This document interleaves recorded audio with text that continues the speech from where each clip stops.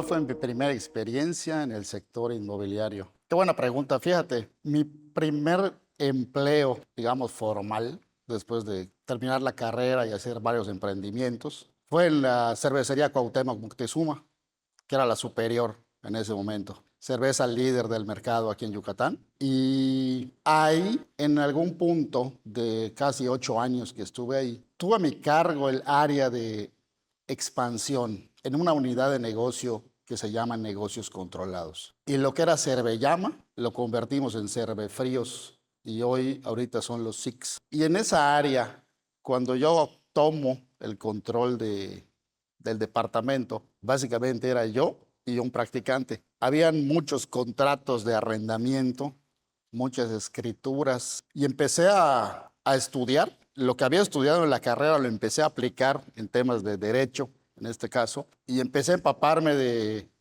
escrituras, colindancias, licencias de funcionamiento, de salubridad. Y cuando agarro la estafeta de ese departamento, se abrían aproximadamente 20 cervellamas al año acá en Yucatán. Cuando termina mi ciclo, ahí y viendo hacia atrás un poco, tenía un departamento en donde tenía arquitectos, ingenieros, éramos aproximadamente 8 ejecutivos, abogados, en fin, se creó, más bien diseñé ese departamento en base a la expansión inmobiliaria de ese entonces. Y yo sin saber que era con ese enfoque, ¿sabes? Porque pues yo estaba expandiendo una cadena, no tenía la amplitud ni la visión de todo lo que estaba haciendo en ese proceso y aparte yo estaba en mis años 20 aproximadamente. Y es ahí donde realmente empecé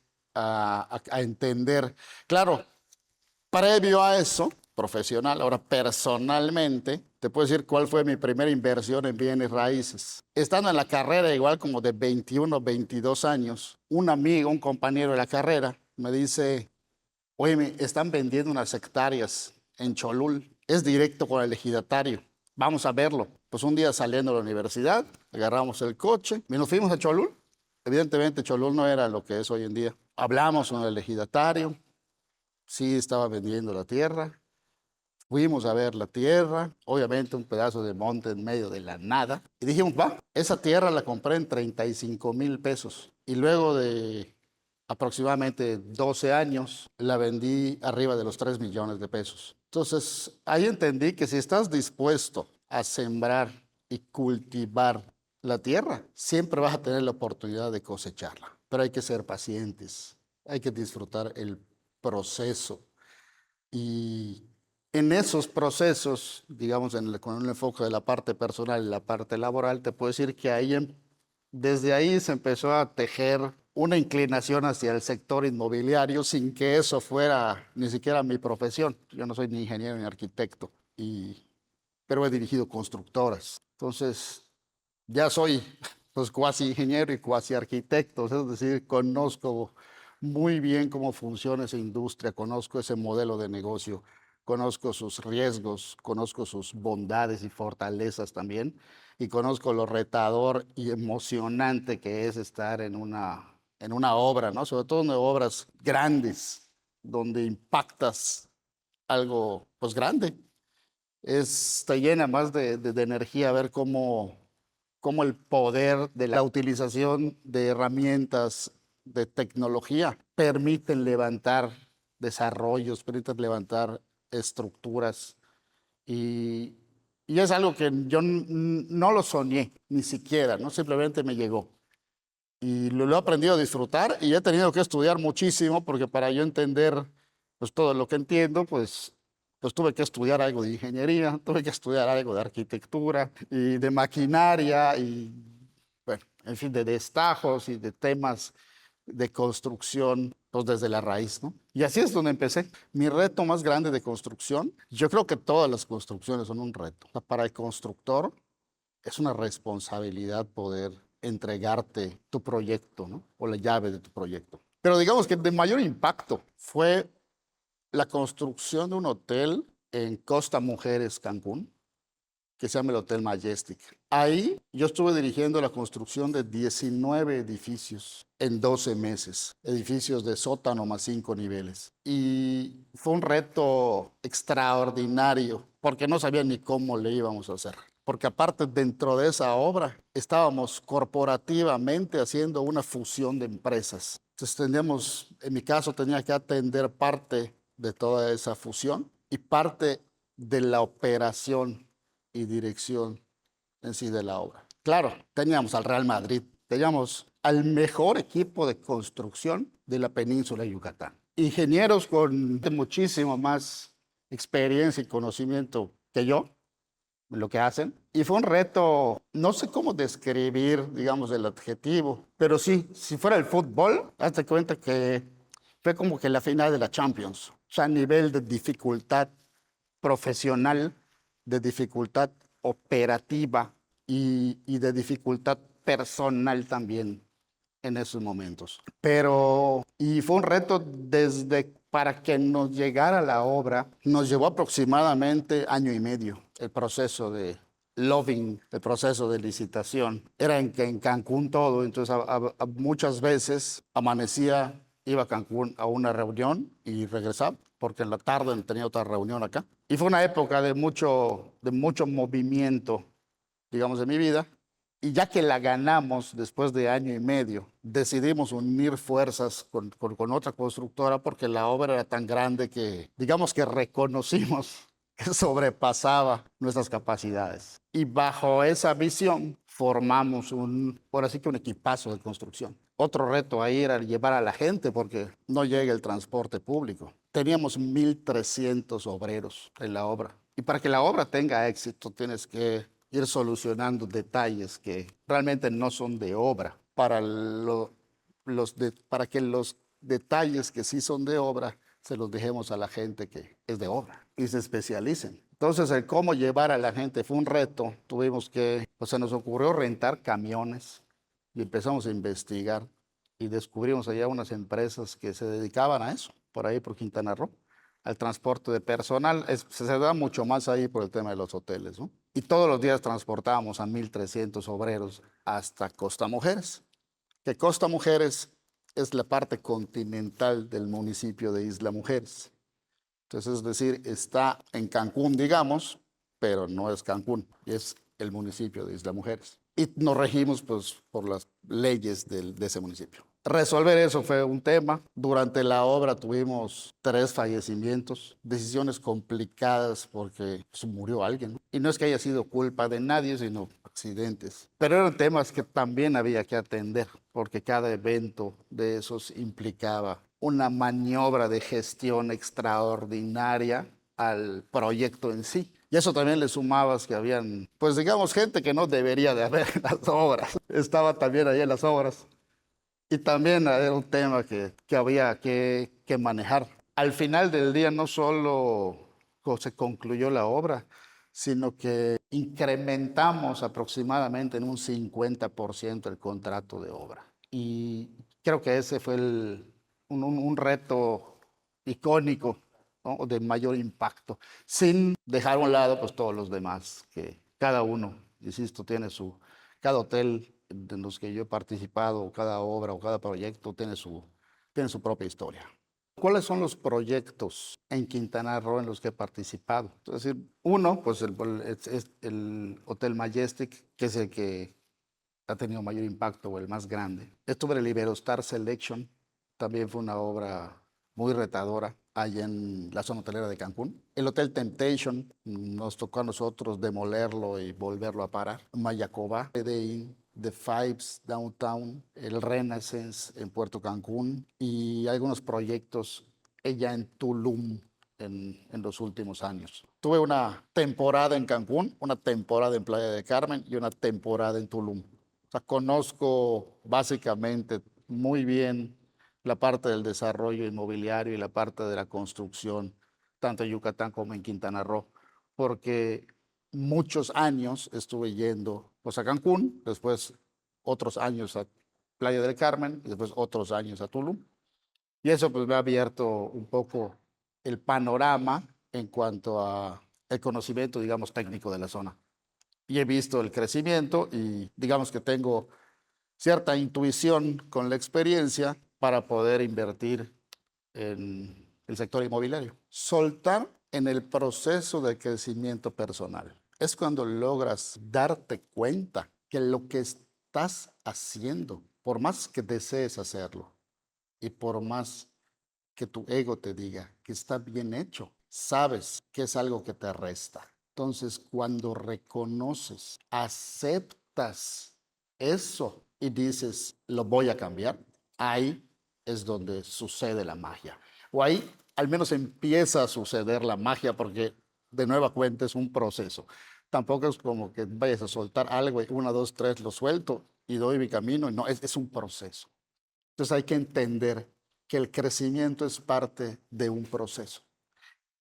Y mientras más lo hagas, es como ir al gimnasio. El tema de la conciencia es estar en el presente todo el tiempo. Cuando te empiezas a dar cuenta, ¿qué es lo que sucede? Lo haces de la manera que no te suma, pero ya te das cuenta. Entonces va a llegar un punto en que te sigues dando cuenta, pero lo sigues haciendo. Aguanta, es el proceso. Es como el gimnasio, porque con la práctica ya empiezas a no pensarlo. Y ahí es donde ahí es donde atraviesas el miedo, ahí es donde te pones encima de la ola y te puedes permitir recibir todo lo que está destinado para que te llegue. Aceptar las cosas que son como deben ser y no como me gustaría. Sí, por supuesto, te lo voy a poner en mis palabras. Muy pocas veces va a pasar lo que tú quieres que pase, como tú quieres que pase. Si logras reconocer que esto es cierto, que esto es verdad, vas a dar el primer paso para poder soltar lo que estás queriendo soltar que te impide avanzar y que te impide estar recibiendo lo que te está llegando, lo que te mereces, lo que es para ti. Que si es un happy problem. Claro, todo es un happy problem. El tema es cómo metes la cámara Phantom en tu problema para convertirlo en un happy problem. Una vez que ya agotaste todo lo que sí depende de ti para hacer lo que tengas que hacer y lo que se requiera hacer para que esa situación no sea como tú quieres que sea, pero resulta que es como es. Si no reconoces que las cosas no son lo que tú quieres que sean, ni en el tiempo que quieres que sean, vas a estar en ese bucle de enojo, te contentas, pero después te vuelves a enganchar en lo mismo y te dura un rato, después lo sueltas, después te sucede lo mismo, nada más que en otra faceta o en otro rol de tu vida, es decir, tuviste un problema en laboral y a los años tienes un problema personal, pero si puedes atar el origen, podría ser que sea el mismo. Entonces la vida, si no lo entiendes, pues vas a pasar ese proceso porque el proceso lo vas a pasar porque estás vivo y estás viviendo y tienes que pasar procesos. Entonces cuando reconoces y aceptas que ese proceso es tu proceso, sueltas con todo el miedo que eso implica. Porque soltar es como tirarte de la avioneta en paracaídas. Y si no se abre el paracaídas, y si viene un viento cruzado y no sé, te mueves, no sé, todos los miedos que te puedan venir a la mente cuando te tiras del paracaídas son los mismos miedos, o son esa misma energía cuando tú estás decidiendo soltar, porque da miedo, porque vas a salirte de tu zona de confort, de tu zona de seguridad. Y ese miedo es el que te autosabotea y te impide reconocer que las cosas no son cuando tú quieres que sean, ni en el tiempo que tú quieres que sean. Entonces, cuando estás enojado, pues pregúntate eso, ¿qué está sucediendo que yo no quiero que sea? Parece fácil, pero realmente estar enfocando permanentemente en los diferentes roles de la vida es un buen proyecto porque desde este punto de la cancha parece de muy largo plazo. La cámara Phantom. ¿Por qué la cámara Phantom? Yo utilizo mucho la analogía del fútbol para poder compartir algunas ideas, sobre todo de estrategia, de técnica y de táctica en los negocios. Y la cámara Phantom es un término que utilizo para cuando tienes la habilidad de poder visualizar tu situación actual desde otra perspectiva. Es decir, Hoy estoy haciendo determinada cosa que me está trayendo determinado resultado, pero eso me tiene incómodo y por alguna razón no estoy fluyendo en mi vida. La cámara Phantom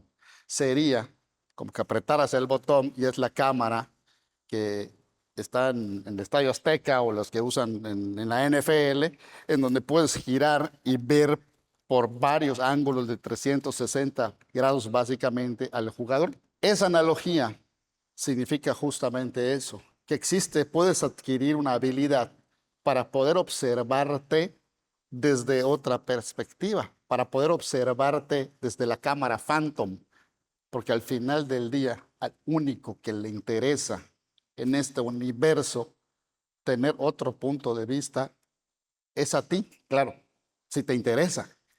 Si te interesa, lo puedes hacer. Si no te interesa y crees que tu punto de vista es el único punto de vista, está bien, está perfecto.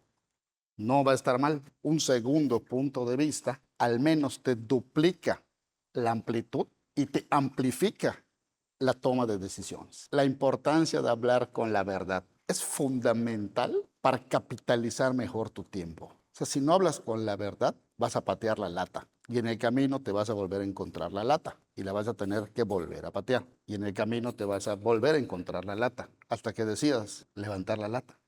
Entonces una mentira es como ir tirando latas a tu alrededor. Esto es en mi experiencia, ya lo verifiqué. Entonces hay que dejar de tirar latas, pero da miedo, porque vas a incomodar a alguien tal vez, porque vas a decir algo que no le va a gustar a determinada persona y el miedo a esa reacción pues te puede llevar a no hablar con la verdad. En ese mi primer trabajo en la cervecería, hablando de la verdad, cuando me citaron para entrevistarme, me preguntó, era el gerente de centros de consumo. Él me estaba entrevistando.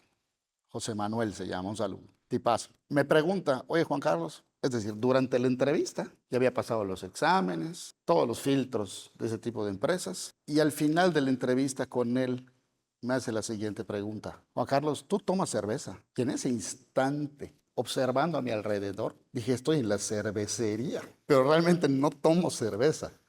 Nunca he tomado cerveza, no me gusta el sabor de la cerveza. Pero estás en la cervecería y ya llegaste hasta aquí y el trabajo está padrísimo y esta empresa se ve divertidísima. ¿Qué hacer en ese momento? Porque si le digo que no tomo cerveza, pues probablemente me diga, ¿qué estás viviendo aquí? Si aquí vendemos la cerveza. Pero si le digo que sí tomo cerveza, podría pensar, es un borracho más. Entonces, como yo no sé qué es lo que estaba pensando él, como yo no sé qué es lo que están pensando ustedes en este momento, lo único que se me ocurrió fue decir lo que es para que pasara pues lo que tuviese que pasar. Y le dije, pues fíjate que no, pues no tomo cerveza. Perfecto. Necesito a alguien que sí venga a trabajar. Entonces te voy a poner en esta posición y voy a mover a fulano de acá. Y eso reajustó su organigrama y me metió para controlar a los promotores de negocios controlados en esa área de centros de consumo. ¿Qué centros de consumo qué son? Bares, restaurantes, cantinas, botaneros. Entonces habían elementos en ese equipo que llegaban a las 8 de la mañana sin un peso y iban a visitar a sus negocios y regresaban a las 5 de la tarde, pues ya como con no sé cuántas cervezas encima y cajetillas de cigarros. Entonces, ¿qué está pasando? Y yo entré a contener ese tema porque eso perjudicaba las negociaciones. Porque cuando tú te sientas a negociar con un restaurante, pues si el restaurantero te está regalando cervezas todas las semanas, ¿qué le vas a negociar? Ya perdiste tu superpoder, ya caíste en su juego, estás en su trampa, ya está, ya para que reviertas el partido va a estar complicado porque a él no le va a gustar. En cambio, si desde el origen tú marcas ciertos límites, pues al momento de negociar algo, la energía va a fluir mejor y va a ser más justa. Aunque al poner límites, nuestra mente nos diga que estamos siendo injustos. Entonces, ahí está este manejo de la perspectiva. Entonces, la verdad en esta historia que les acabo de contar, pues fructificó en una carrera laboral en esa empresa y en un crecimiento personal y profesional para mí muy importante. Y no tuve que tomar cerveza. Hice una carrera en la cervecería. Entonces sí se puede. O sea, la dirección estratégica tiene mucho que ver, o tiene todo que ver, de los objetivos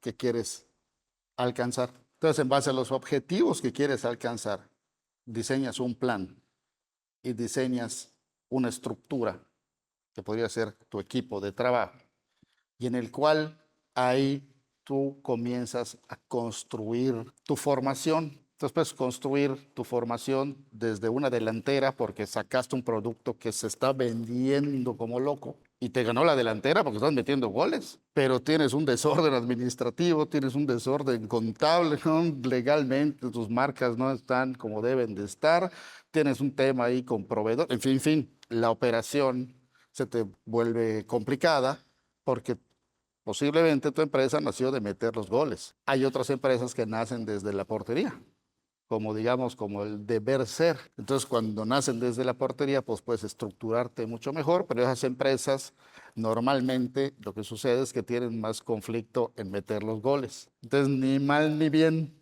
ni mejor ni peor, es hay que reconocer en dónde estás parado en el terreno de juego, reconocer en dónde está tu posición como empresa y reconocer cuál es tu objetivo claro. Porque si no tienes el objetivo claro, ¿para dónde estás yendo? No hay viento que te lleve al puerto. Y cuando no llegues al puerto te vas a quejar porque no hubo viento, pero siempre hay viento. Nada más que si no sabes a qué puerto vas, nunca va a haber viento. Entonces depende desde qué perspectiva te estés viendo hoy navegando en la vida. Si puedes reconocer que sí hay viento y no te estás moviendo, pues a lo mejor ajustas tus velas. Pero si no reconoces y sigues en no hay viento, pues nunca vas a ajustar la vela. Entonces desde ahí es donde la estrategia puede accionar sin siquiera haber empezado a operar, porque la estrategia es una concepción de la construcción de los objetivos. En los veleros el viento puede ser la adaptación. Cuando veleas, tienes que usar el aire a tu favor. Si no usas el aire a tu favor, no te vas a mover. Vas bien, la marea te va a arrastrar, te va a llevar. Pero si tienes una vela, es para utilizar el aire que siempre hay a tu favor. Pero el aire no es tan fácil utilizarlo a tu favor. Acá, en la playa, en el Golfo de México, aquí en Progreso, el aire normalmente con buen clima viene del oriente hacia el norte, en diagonal, lo que favorece la navegación del oriente hacia el poniente. Es decir, podrías navegar con el aire a favor toda la costa, porque el aire viene así. Pero ¿qué sucede si tú te quieres ir para el oriente? ¿Cómo le haces si vas a tener el aire en contra? Entonces, la manera de resolverlo en la vela es que sales hacia el frente, usas el aire en contra para ir navegar hacia lo profundo. Y ya que estás en lo profundo, metes una diagonal en triángulo para seguir aprovechando ese aire a tu favor y puedas irte. Y ya que llegas a determinado punto, haces la misma maniobra.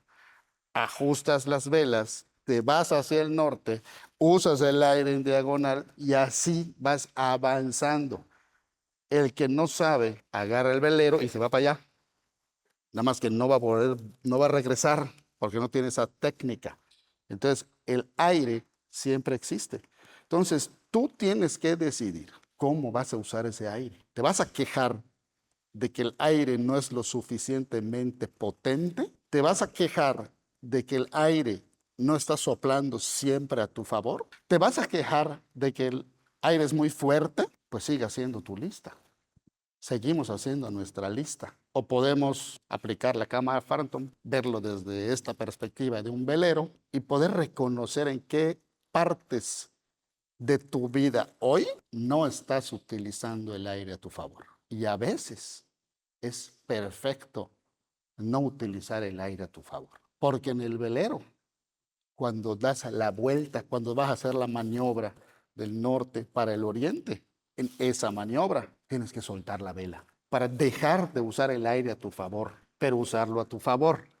Lo vas a dejar de usar a tu favor porque no te va a empujar con la vela, pero lo vas a usar a tu favor porque no te va a empujar y te va a permitir hacer la maniobra de girar y volver a ajustar la vela e ir hacia tu destino. Depende de ti, qué es lo que quieras hacer. Hay infinitos puntos de vista de cada punto de vista. El único que puede entender lo que realmente y honestamente le impide brillar es uno mismo. Entonces está atento de las velas y hoy, pues a lo mejor hoy pues, voy a soltar la vela porque no quiero hacer nada. Está bien. No, quiero una racha de le voy a meter con todo, vamos a tensarla. Vámonos. Quiero meterle. Está buena esta ráfaga. Depende cómo vayas reconociendo y vayas aceptando que el viento siempre está allá y que tú eres el que no ha podido ajustar las velas correctamente a tu favor, preferentemente siempre, pues está bien. Ahora diseña tu estrategia, define tus objetivos y ajusta las velas. ¿Qué esperas? Porque mañana una posibilidad es que estés muerto. Entonces, si mañana hay una posibilidad de que estés muerto, ¿qué estás esperando? O sea, el tema es de disfrutar el viaje, de sacar la cabeza, de disfrutar el entorno, de rodearte de lo que te beneficie, de disfrutar. Pero si lo haces con responsabilidad, ese disfrute lo atraes. Si tú te enfocas en lo que sí depende de ti y te haces responsable de ti mismo, atraes. Y cuando te llega, es porque te lo mereces. Entonces empiezas a poder tener un disfrute diferente de la vida en donde siguen habiendo problemas, siguen habiendo conflictos, hay que levantarse, hay que darle toda la energía todos los días, sí, porque todos los días es vivir y todos los días hay conflicto. Pero el tema es desde qué perspectiva tú estás resolviendo o sobrellevando esos conflictos. Si reconoces que hay conflictos, aceptas que siempre van a haber conflictos, que así es la vida, pues ¿qué vas a decidir ante los conflictos? Pues aprovecha los conflictos para darte cuenta qué es lo que quieres decidir. Pero para tener ese crecimiento necesitas tener conflictos. Entonces, gracias conflictos, o mi vida es un drama, depende de ti. Es la cámara Phantom, otra perspectiva de lo que hoy, según tú, es la verdad. ¿Y cómo te evalúas tú? Porque finalmente, ¿a quién le interesa? Solo a ti. Si alguien de fuera viene a darte indicaciones de acerca de lo que tú requieres hacer, pues está equivocado y tú si le haces caso, pues también te vas a equivocar y pues iniciarás un proceso, el proceso de desequivocación. Tocas grave, vas a meter la pata. Te equivocas, te desequivocas. Nada más que le vas a tener que prestar atención y energía de vida a esa desequivocación con toda la experiencia y el tiempo que eso implique. Entonces, cuando lo observas desde esta perspectiva y lo aceptas, reconoces, pues decides, ok, todo lo vamos a solucionar. ¿Cómo adaptarse? Yo no sé, para mí Facebook salió cuando ya estaba trabajando. Yo ni siquiera en la universidad tuve Facebook. La tecnología viene avanzando rápido. Es algo que podemos tener diferentes puntos de vista, pero no vamos a parar. Desde ese reconocimiento y aceptación de que no vamos a parar como raza humana en el desarrollo, pues hay que ir entendiéndolo y hay que ir subiéndose a la ola, hay que ir estudiando, hay que ir conociendo, hay que actualizarse. Si hasta el mismo teléfono se actualiza casi todos los meses, ¿tú por qué no te actualizas, verdad? Entonces hay que actualizarse. La inteligencia artificial va a venir a ser una revolución, así como lo fue el Internet en su momento, así como lo fue la propia revolución industrial en su momento. En la revolución industrial todos eran campesinos, estaban en el campo y de repente empiezan a llegar las fábricas. Imaginémonos por un momento siendo el campesino de tercera generación con 500 hectáreas de terreno, donde lo que comes lo cultivas en tu propiedad, tanto animal como vegetal, y vives una vida plena, feliz, y de repente en el terreno de al lado te construyen una mega fábrica de acero. Ha pasado en la historia de la raza humana estos cambios. Y hoy estamos nosotros, que estamos vivos en este tiempo y espacio del mundo y de la experiencia humana, pues podemos darnos cuenta que la inteligencia artificial viene a hacer ese revulsivo, viene a permitirle al ser humano ya no ganarse la vida con trabajos monótonos, con trabajos repetitivos. O sea, es una oportunidad de desarrollo. O lo podemos ver como que viene a quitarle el empleo a no sé cuántos millones de seres humanos. Depende de la perspectiva. Porque al automatizar lo que pueda ser automatizable en estos momentos, el ser humano tiene que actualizar su manera de trabajar, su manera de traer dinero, su manera de generar recursos, porque ya hay más herramientas disponibles a la mano, a menos que no quieras usar esas herramientas y decidas utilizar las herramientas que en tus vidas pasadas te han servido, que no están mal, pero es como esta cámara que nos está grabando. Esta cámara que nos está grabando tiene tecnología nueva.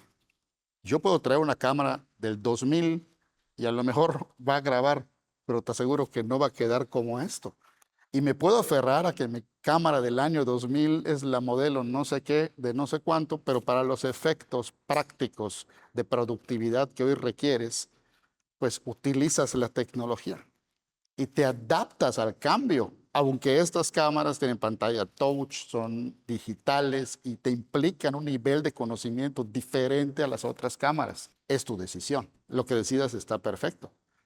Mi propuesta es utiliza las mejores herramientas que tengas a la mano y a tu disposición desde el punto en el que te encuentres a tu favor, porque la suma de ese tipo de herramientas te permiten llevar contigo permanentemente una caja de herramientas, las cuales te pueden servir para hacerle frente a tus conflictos del día a día. La diferencia entre un inversionista y un inversionista consciente es en dónde invierte. Tú puedes invertir en armas, por ejemplo, o puedes invertir en comida, por ejemplo, o puedes invertir en propiedades. ¿Qué inversión te genera más que el propio rendimiento? La respuesta, invertir en propiedades, porque las propiedades son utilizadas por los seres humanos.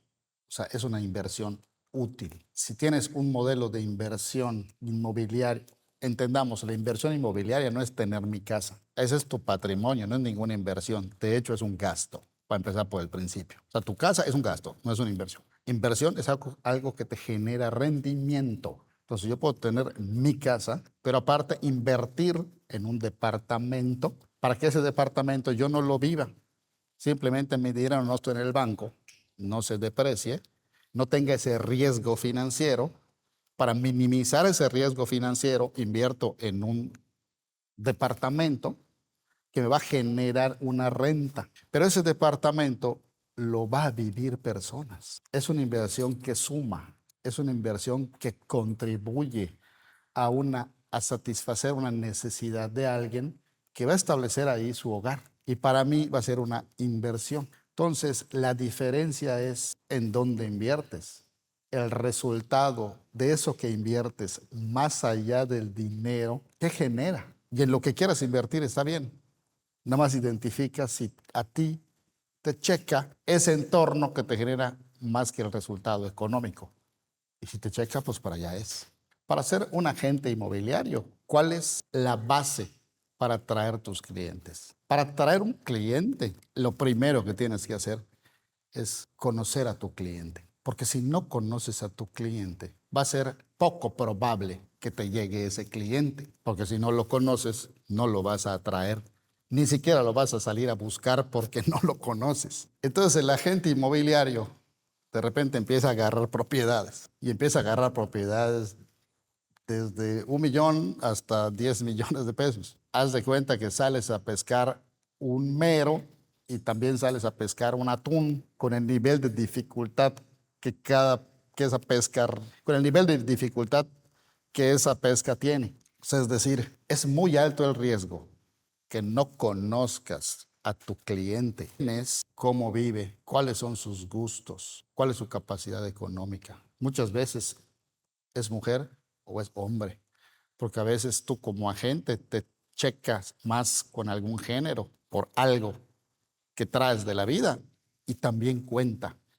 Entonces, si yo le vendo mejor a hombres, pues voy a atraer para vender. Si yo le vendo mejor a mujeres, pues voy a atraer, pero tienes que identificar quién es tu cliente. Y es como pescar el atún. Tú puedes pararte aquí en Progreso con tu cordel, comprar una carnada allá en la tlapalería y tu anzuelo y salir a pescar acá en el malecón. Pero si tu meta es traer un atún, probablemente esa meta no la vas a cumplir.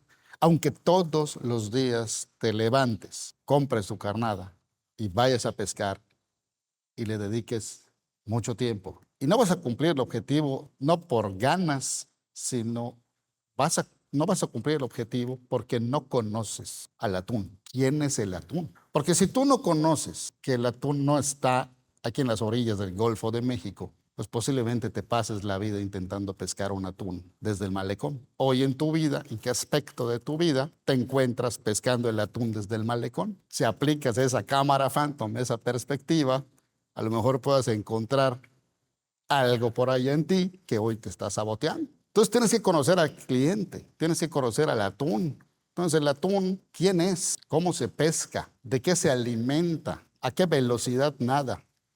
¿A qué profundidad va? Porque en base a todo ese conocimiento del atún, puedes diseñar tu estrategia. Porque ya sabes, para empezar, que necesitas un barco. Y si tú no eres capitán de barco, pues necesitas un capitán de barco. Y necesitas cubrir todo el costo que el barco implique. Pero no solo con el barco vas a pescar el atún. Necesitas saber en dónde está el atún, cuál es su hábitat. Necesitas trazar un plan para moverte a su hábitat. ¿Qué come el atún? Porque puedes estar en su hábitat pescando y le vas a llevar una carnada que no es la que le gusta. Y vas a regresar al puerto diciendo, no pesqué nada, es mala suerte. La suerte es suerte, no es ni mala ni buena, tú la generas. O puedes entender que el atún se pesca con determinada carnada y existen determinados señuelos que incrementan la tensión del atún para poder ser pescado. Y de ahí puedes entender que necesitas una línea con determinada resistencia para cuando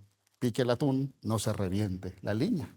Porque puedes estar en el punto, puedes estar con la carnada, pero si no tienes la línea correcta, tampoco vas a pescar el atún. Entonces ves cómo puedes pasar desde estar pescando aquí en el malecón un atún a estar pescando en el Caribe un atún con una línea incorrecta. El resultado posiblemente sea el mismo. No vas a pescar ningún atún.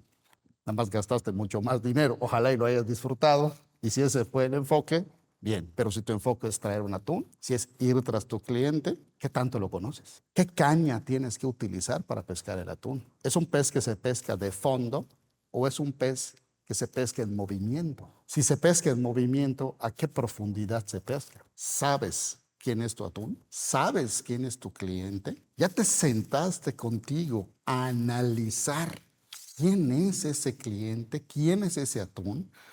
Para poder ajustar tu producto y tu servicio a ese cliente. Y es cuando logras conocer al atún, cuando los empiezas a traer y empiezan a llegar por sí solos, pero están llegando por sí solos porque ya hiciste la tarea correcta. Están llegando por sí solos porque tu oferta es irresistible y están llegando por ti solos por el servicio y la energía que les das y que les compartes.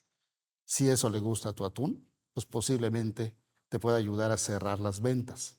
Pero si no conoces al cliente, o sea, el no conocer al cliente es de los mayores supervillanos que tiene el asesor inmobiliario. Para empezar de cero de nuevo, el primer paso que daría es reencontrarme conmigo mismo. Porque si estás en cero para eso. No es en cero, es estar contigo. Entonces esa es la primera llave que yo he verificado que sirve. Y estar contigo, reconocerte, es reconocer todo lo que no te ha salido como tú querías que te salga, aunque hayas dado lo mejor de ti, pero también reconocer todo lo que sí te ha salido y sí te sigue saliendo y la fortaleza que tienes en el interior para volver a empezar.